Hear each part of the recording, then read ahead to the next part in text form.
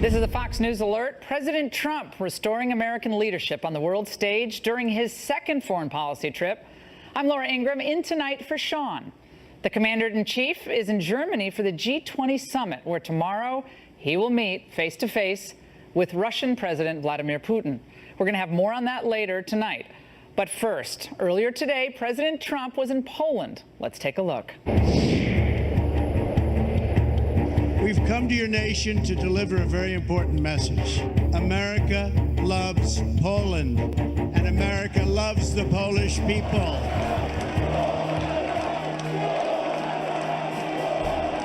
I am here today not just to visit an old ally, but to hold it up as an example for others who seek freedom and who wish to summon the courage and the will to defend our civilization. What CNN did was unfortunate for them. As you know now, they have some pretty serious problems. We want to see fair press. I think it's a very important thing. We don't want fake news. We urge Russia to cease its destabilizing activities in Ukraine and elsewhere, and its support for hostile regimes, including Syria and Iran. Not only must we secure our nations from the threat of terrorism, but we must also confront the threat from North Korea. I don't draw red lines.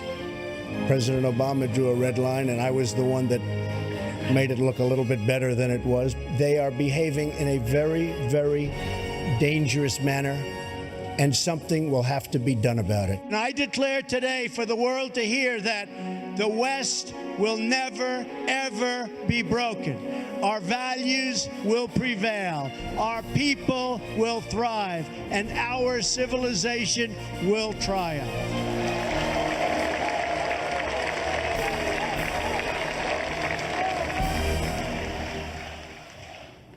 Joining us now for reaction is Vice President Mike Pence, who's keeping the home fires burning. Had a great trip today to examine our space program. We're going to talk about that in a moment.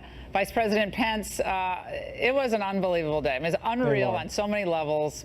Poland, what Poland represents, freedom and Eastern Europe. But it is incredible to me, after seeing how optimistic that speech was, to watch the commentary afterward. Washington Post calling it dark and provocative. He says we will not be broken, but it's dark and provocative, Vice President Pence. What's your reaction to that? Well, I think what the world saw today is what we see every day in this president, and that is unapologetic American leadership. I mean, it really is remarkable to think for the last 8 years we had an administration that was more often than not apologizing for America around the world, boasting about leading from behind.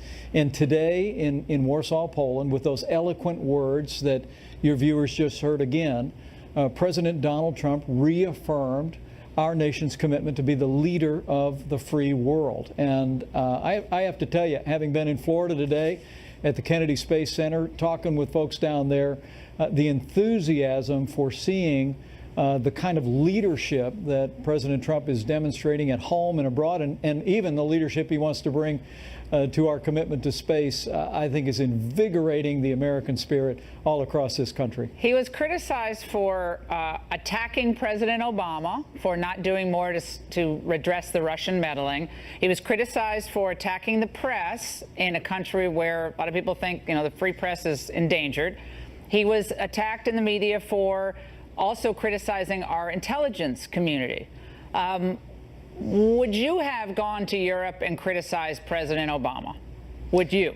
Well, look, this president is always going to favor the media and the public with candor. And in the press conference that took place earlier today, he responded to those questions. But I think looking at that speech in that historic square in Warsaw, you saw the president lay out a vision for the West, in his words, a commitment of will that will never back down to the shared values that we in this transatlantic alliance have now shared for more than 75 years. And to hear his reaffirmation of our commitment to NATO, of Article 5, to hear him call on our NATO allies to continue to live up to the commitments they've made to our common defense, and in the same breath to call on Russia the day before his meeting with President Putin to cease their activities, to cease supporting hostile regimes. I just have to tell you, for me,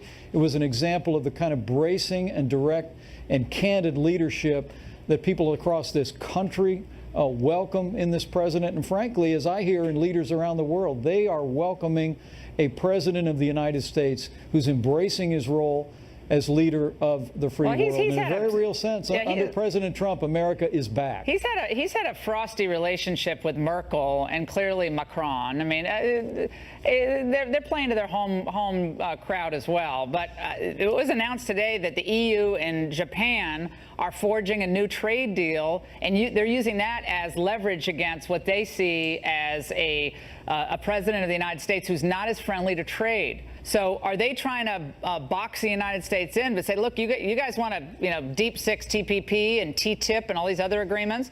Well, we'll do the same to you. We'll box you out. So they're having their own reaction. Well, what the world understands is that President Trump is going to put America first in diplomatic terms and in economic terms. He's put the world on notice that these lopsided trade deals that have been negotiated by multiple past administrations are just unacceptable. America's open for business, but we want win-win trade relationships. And I think you're seeing the world respond to that. Very good discussions with President Moon, who I know he saw again today in Hamburg, but we greeted him in our nation's capital in the last week. We're talking about beginning to discuss amendments and a renegotiation of our trade agreement with South Korea. Well, what about and President he's put China Obama? on notice about our trade relationship. And what you see here is a president that's saying, look, we want to engage the world, but we want to engage the world by putting the interests of American workers, American jobs, and American sovereignty first. Now, and what about President Obama then, talking to the president of South Korea after that historic meeting in Washington? It seemed like we were having another presidential side discussion about trade or about other things. I found that to be unusual, to say the least. Certainly President Bush never did anything like that.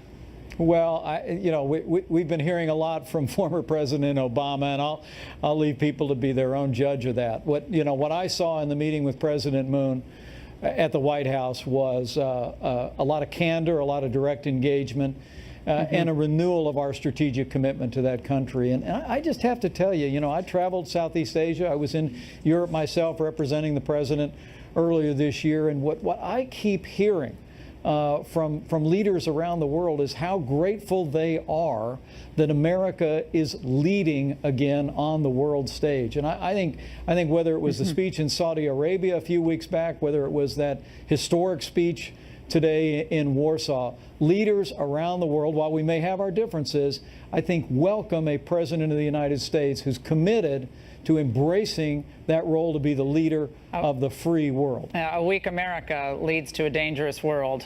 Vice President Pence, it's always great to see you. Thank you for joining us and what you're doing for the National Space Council. We really appreciate it. Thank you, Laura.